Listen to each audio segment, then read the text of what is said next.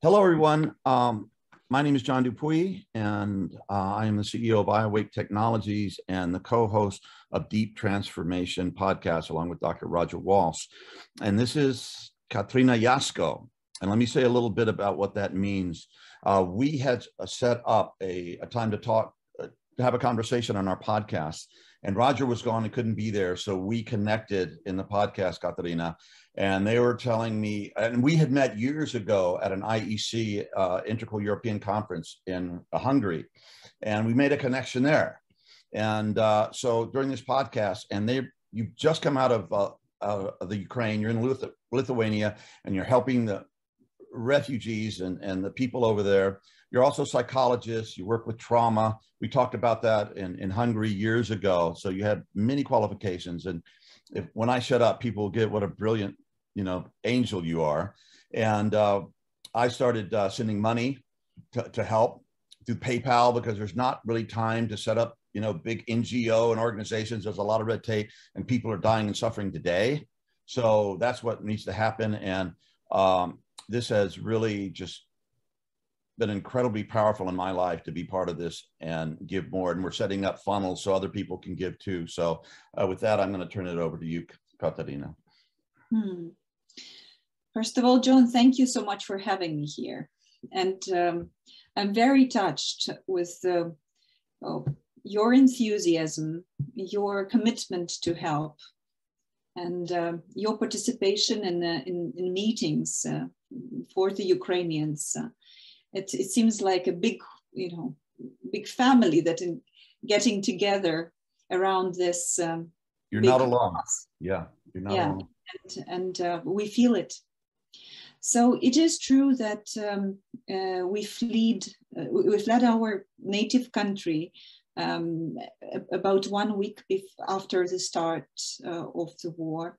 It is true that we are doing our best now to get together as much possibilities as possible to help our countrymen who are now in Ukraine.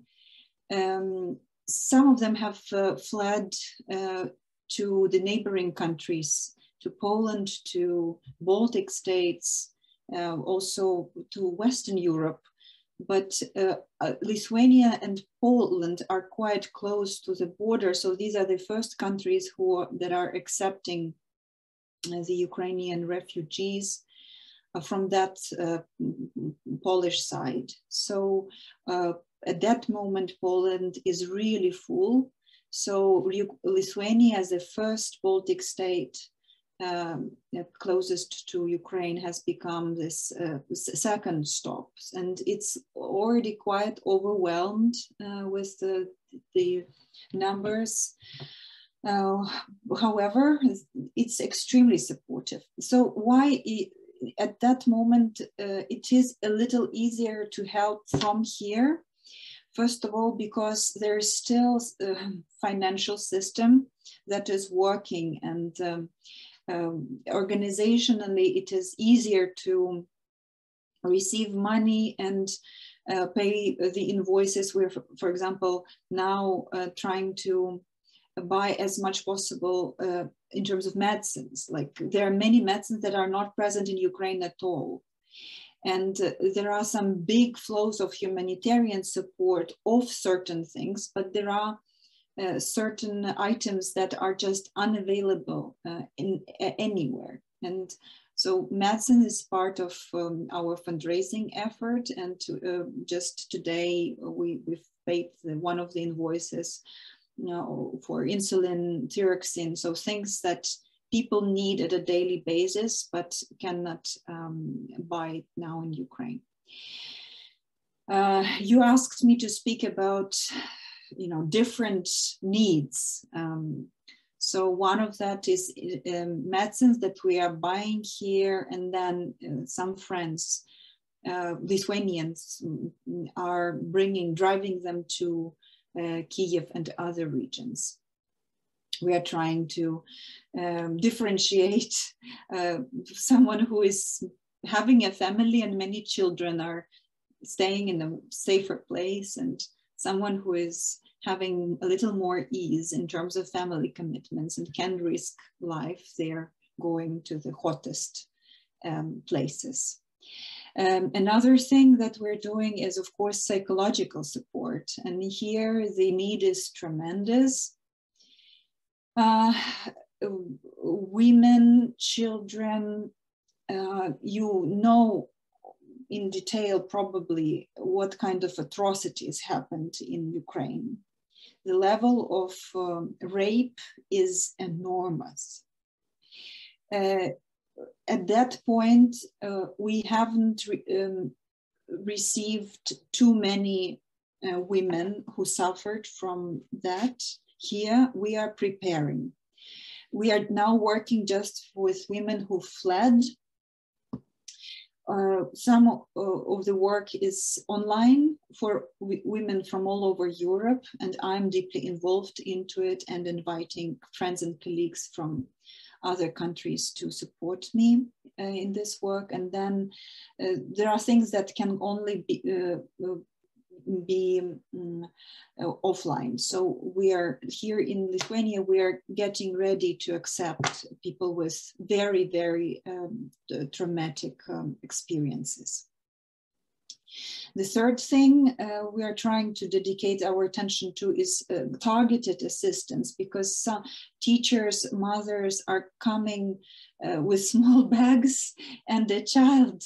So that's all their luggage. And most of them do not have money before they get at least some of social support from the local government, because some documents have to be produced after they get registered. They have to wait for some time, then make a bank account. So it takes time. During that time, they need to eat, they need to dress. So that's the key directions of our work now. There is much more. For example, now I'm getting together huge packages of albums, pencils, pens,